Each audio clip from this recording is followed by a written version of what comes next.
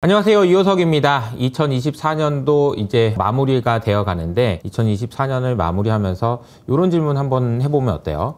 나 부자 되고 싶다. 근데 부자들은 얼마나 부자지? 그런 사람들은 얼마나 있지? 이런 이제 고민들 한번 해보시잖아요. 근데 얼마 전에 KB금융그룹에서 2024년 한국의 부자 보고서가 나와가지고 이 내용을 오늘은 한번 소개해 드리려고 합니다. 시작하기에 앞서서 우리 한국의 부자들 이야기하는 것도 좋지만 해외 전 세계적으로 부자의 순위를 한번 좀 가늠해 보고 그 안에서 한국 이야기를 좀 해보면 어떨까 이런 생각이 들어서 UBS에서 나오는 부자 보고서를 먼저 좀 보고 오도록 하겠습니다. 이건 2022년 자료인데요. 최근 자료도 그렇게 크게 변하진 않았어요. 그래서 숫자들을 한번 살펴보면요. 전 세계의 부의 총량, 그러니까 여러분 얼마씩 들고 계세요? 여러분은요? 이렇게 해서 다 더해보면 일론 머스크는 얼마 있고 제프 베조스는 얼마 있고 이렇게 싹 더해보면 전 세계의 부를 다 종합해보면 결론적으로 한 400조 달러 이상의 자산이 있다고 합니다. 400조 달러 정도면은 우리나라 코스피의 정확하게 한 20배 정도 된다라고 생각을 하시면 되는데요. 그러면 구체적으로 몇 명이 얼마나 어떻게 들고 있는지 이걸 좀 숫자를 몇 가지만 짚어드리면은 이게 이제 부의 피라미드라고 되어 있는데요. 위쪽으로 올라갈수록 진짜 부자들, 밑으로 올수록 좀 평범한 사람들 이렇게 보시면 되겠습니다. 우선 맨 위에 있는 검정색으로 되어 있는 부분이 있죠. 이게 상위 1.1%입니다. 그러니까 자산의 순서대로 따졌을 때 1등이라는 거죠. 1등, 1%에 해당되는 사람이 대략 5,900만 명이라고 합니다. 5,900만 명, 그러면 이제 대한민국 인구 정도 되겠네요. 그런데 이 1.1%에 해당하는 사람들이 보유하고 있는 자산은 208조 달러입니다. 45%예요. 그러니까 이제 400조 달러 중에서 절반 정도를 1%가 들고 있구나 라는 것을 알 수 있다는 거죠. 반대로 이렇게 밑으로 좀 내려보면은 하위 52%가 나옵니다. 하위 52% 그러면은 28억 명인데요. 28억 명이 들고 있는 부의 총합은 5.3조 달러입니다. 그러니까 상위 1%가 들고 있는 것에 20분의 1 토막이 났네요. 20분의 1만큼을 28억 명이 들고 있는 겁니다. 1억 명이 안 되는 0.6억 명이 들고 있는 것이 28억 명이 들고 있는 것보다 20배 많다는 얘기예요. 그 정도로 엄청나게 부의 쏠림 현상이 있다는 얘기인데요. 정말 엄청난 양극화가 진행되고 있다는 거고 이 양극화의 정도는 앞으로 시간이 가면 갈수록 더 커질 것 같다라는 생각도 듭니다. 자, 그러면 국가별로 한번 볼까요? 국가별로 보면은 이런 식의 흐름이 나옵니다. 이제 상위 진짜 부자들의 비중을 보면 역시 압도적으로 미국이 많죠. 그리고 유럽, 그리고 중국은 진짜 부자들은 그렇게 많지는 않은 것 같아요. 일반 이제 중산층은 좀 많은 것 같은데 진짜 부자들은 별로 없는 것 같습니다. 그래서 전반적으로 미국을 중심으로 해서 북미 지역에 진짜 부자들이 많구나라는 것을 여기서도 확인할 수 있는 것 같습니다. 자, 백만장자의 비중을 좀 따져봤습니다. 백만장자들이 전 세계적으로 얼마나 있는지를 보니까 미국에 38%가 있어요. 그만큼 미국에 진짜 부자들이 많구나. 그리고 보면 나머지는 중국의 11%, 프랑스 5%, 일본의 5% 이런 식으로 있고요. 우리나라는 여기 있네요. 2% 정도 차지하고 있습니다. 미국이 38%, 백만장자의 비중으로 따지면 우리나라는 2% 정도 된다라는 거죠. 그리고 이제 또 울트라 초부자, 울트라 하이넷 웰스를 가지고 있는 분들을 보니까 미국 같은 경우에 이렇게 되어 있네요. 미국 같은 경우에는 진짜 부자들이 이 정도의 느낌이라면은 자, 한국은 여기 있습니다. 그러니까 이제 한국의 비중이 상당히 낮구나, 미국에 비해서 이런 생각이 들고 진짜 울트라 초부자는 미국에만 있구나 이런 생각도 하게 되는 것 같습니다. 자, 그러면 그런 정도로 전 세계의 부는 굉장히 소수에게 편중돼 있고 그 부자들의 순위를 보니까 미국에 좀 집중돼 있구나 라는 건 알겠고요. 그럼 이제 한국의 부자들에 대한 이야기를 해보도록 하겠습니다. 한국의 부자는 이제 가장 최신의 자료예요. 2024년에 46만 명이 한국의 부자라고 뽑혔습니다. 자, 이 영상을 보시고 나도 부자다 라고 생각하시는 분은 밑에 댓글로 나 부자다 라고 한번 알려주시면 좋을 것 같은데 부자의 기준이 뭔지 궁금하시죠? 부자의 기준을 KB금융그룹에서는 이렇게 정했어요. 한국의 부자를 금융자산을 10억 원 이상 보유한 개인으로 정했습니다. 그러니까 여러분이 부자라고 생각하신다면 여기서 이제 부자에 들어가려면 즉 46만 등 안에 들어가려면 금융자산을 10억 원 이상 보유하고 있어야 된다라는 거죠. 전체적으로 46만 명이 있었고요. 이게 이제 2020년에는 35만 명이었는데 이게 조금씩 좀 계속 늘어나고 있다는 걸 알 수 있습니다. 46만 명이 얼마나 들고 있느냐라고 보니까 금융자산의 비중이 2,800조 원입니다. 2,800조 원을 들고 있다라는 거죠. 이걸 달러로 환산하면은 약 2조 달러 정도 될 것 같고요. 2조 달러 정도 된다라고 하면은 아까 전 세계 부가 얼마라고 그랬죠? 400조 달러고, 그리고 1%가 들고 있는 게 200조 달러인데 우리나라의 부자는 2조 달러 들고 있으니까 아니 그냥 뭐 우리나라 그 정도 느낌이구나 이렇게 생각하시면 될 것 같아요.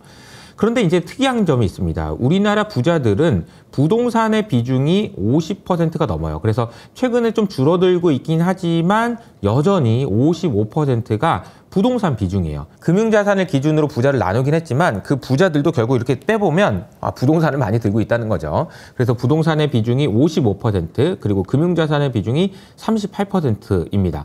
물론 금융자산이 올라가고 있고 부동산 자산이 줄어들고 있지만 여전히 부동산 자산의 비중이 55%나 된다라는 거고요. 미국의 부자들을 보니까 파란색이 부동산이에요. 자, 느낌 오시나요? 자, 하위 50% 정도는 부동산의 50%예요. 그런데 우리나라는 상위 1%가 부동산이 50%라는 거죠. 그리고 미국 같은 경우에는 부자가 되면 될수록 부동산의 비중이 드라마틱하게 줄어듭니다. 그래서 상위 0.1% 같은 경우에는 부동산이 차지하는 비중, 그러니까 진짜 찐 부자들은 부동산이 차지하는 비중이 10%대밖에 안 돼요. 근데 우리나라는 55%라는 거죠. 우리나라 부자들은 부동산 부자들인 거고요. 미국의 부자들은 부동산 부자가 아니라는 건데 미국의 상위 1% 같은 경우에는 그러면 뭘로 부가 이루어져 있는지를 살펴보면요. 우선 이 주황색이죠. 주황색이 주식입니다. 네, 뮤추얼 펀드라든지 아니면 에쿼티라고 해가지고 주식의 비중이 이렇게 높고요. 그리고 녹색으로 되어 있는 부분들은 자기가 만들어낸 사업이에요. 그러니까 사업을 해서 성공한 부자들 혹은 주식 투자를 통해서 얻은 부, 이것이 상위 0.1%가 가지고 있는 부의 구성이라고 보시면 되겠습니다. 다시 말씀드리지만 여기 보시는 것처럼 하위 50%, 미국의 하위 50%들이 가지고 있는 것이 부동산 55% 정도 되는데 우리나라는 상위 1%가 부동산을 가지고 있다. 이것이 너무나도 극명한 차이라고 볼 수 있습니다.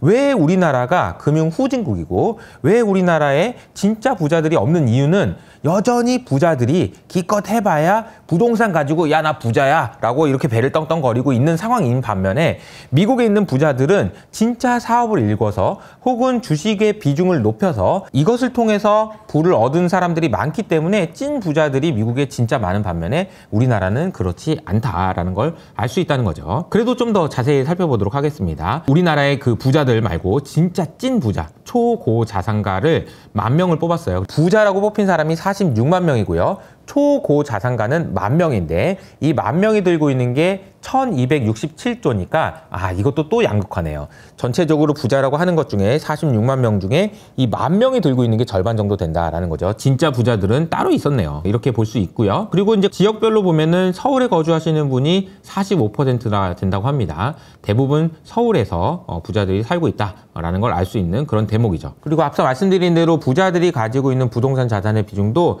2,800조 원으로 금융자산보다 더 많은 부동산 자산을 가지고 있다는 얘기고요.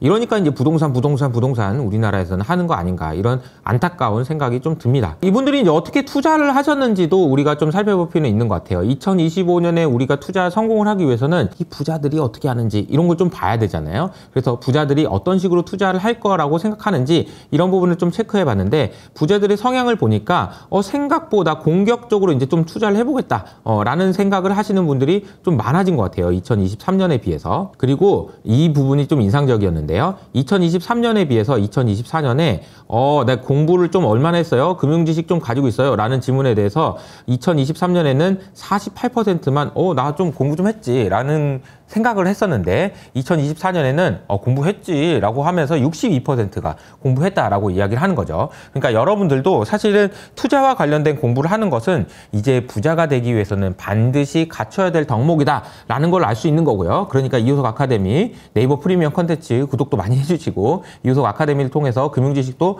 많이 쌓으시면 좋을 것 같습니다. 공부를 꼭 해야 된다는 얘기죠. 자, 그리고 이제 투자 성과를 보면은 2023년에 대비해서 2024년에 돈 좀 벌었다라고 얘기하시는 분이 2023년에는 20%였는데 올해는 32%로 많이 늘었습니다. 그러니까 생각보다 돈을 잘 벌었다라는 거죠. 그 여기서부터 좀 인상적이고 여러분들에게 좀 말씀드리고 싶었던 건데, 이분들이 과거에는 부동산으로 돈을 많이 벌었고 부동산의 비중이 많긴 하지만 부동산의 비중을 줄이려고 하고 있고요. 오히려 이 자산을 넣으려고 하고 있고 여기서 돈을 벌었다라고 얘기하는데, 그게 바로 주식이었습니다. 이게 굉장히 인상적이에요. 다른 자산들보다도 주식을 통해서 돈을 벌었다라고 한 사람들의 비중이 높았고요. 그리고 이게 진짜 중요한데, 내년에 그러면 어떤 자산에 투자하실 거예요? 라는 질문에 대해서 1등이 어디였냐면은 국내 주식이었습니다.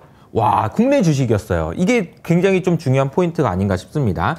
다른 거 말고, 다른 자산 말고 1등이 국내 주식이었는데, 이 그림으로 한번 살펴보시면 투자할 의향이 있냐 없냐라는 그런 내용을 봤을 때 해외 주식과 국내 주식으로 나눠봤을 때 해외 주식이 35%고요. 국내 주식이 52%예요. 그러니까 국내 주식에 대해서 투자할 의향이 훨씬 더 많다는 얘기입니다. 약간 이거 좀 느낌이 오지 않으세요? 많은 사람들이 지금 최근에 보면 제 주변에서 국내 주식은 안 해. 진짜 안 할 거야. 라고 이야기하시는 분이 많은데, 의외로 우리나라에 있는 부자들은 해외 주식보다 국내 주식에 대한 투자를 더 많이 할 계획을 가지고 있다라는 이야기인 거죠. 그래서 저도 마찬가지인 게, 최근에 이제 미국 주식에 대한 이야기들 많이 하고, 미국 주식이 좋은 건 맞아요. 그리고 미국 주식이 장기적으로 투자할 때 훨씬 더 매력이 높은 것은 맞지만, 국내 주식을 너무 외면하는 그런 분위기는 또 안 맞는 것 같다라는 생각이 듭니다. 왜냐하면 국내 주식 시장이 추세적으로 올라가는 흐름은 아니더라도 투자할 수 있는 여력은 굉장히 많기 때문이에요. 일례로 최근의 아이디어를 제가 말씀드리면 이런 거죠. 최근에 원화 환율이 굉장히 약세가 됐습니다. 원달러 환율이 많이 높아졌어요. 이렇게 되면 걱정이 되죠. 우리나라 걱정되죠. 해외 투자자들이 돈을 다 빼고 나가면 어떡하지? 걱정이 되죠. 하지만 반대로 생각해보면 이렇게 높은 환율, 그러니까 원화가 약세가 된다는 건요, 수출업체한테는 너무 좋은 이야기예요. 그런데 수출업체 중에서도 중국과 경쟁하지 않는다, 이러면 정말 대박인 거죠. 그래서 아마 제 생각에는 4분기 실적이 나오는 1월 달에는 이런 회사들의 주가가 많이 올라갈 수 있을 거라고 생각합니다. 대표적인 산업이 이제 조선업체라고 할 수 있는데, 조선업체의 대표적인 수출업체죠. 그런데 중국과의 경쟁이 심화되고 있는 상황인 건 맞습니다. 하지만 우리나라 조선업체는 LNG라는 특수선에서 굉장히 두각을 나타내고 있고 중국을 확 따돌리고 있는 상황이기 때문에 이 부분에서 나오는 성과를 주식시장에서 내년 초에 반영해 줄 가능성이 높다. 그리고 그 외에 미용기기라든지 라면이라든지 다양한 상품들을 중국과 경쟁하지 않고 수출하는 그런 기업들에는 분명히 기회가 있다라는 생각이 들고, 여기서 또 한 가지 생각을 확장해 보면 우리나라의 조선주뿐만 아니라 SK 하이닉스 같은 경우에도 지금 반도체 중국이랑 경쟁 너무 치열해지고 있다라는 이야기를 하고 있는 가운데 브로드컴이 지금 HBM 좀 만들어줘 라는 이야기를 했다라는 거는 SK 하이닉스도 조선업체들처럼 중국과의 경쟁이 치열해지고 있는 가운데 조선업체는 LNG로, SK 하이닉스는 HBM으로 체질이 완전히 바뀔 수 있다라는 생각도 할 수 있어가지고 이 부분에서도 좋은 기회들이 나올 수 있지 않을까라는 생각이 듭니다.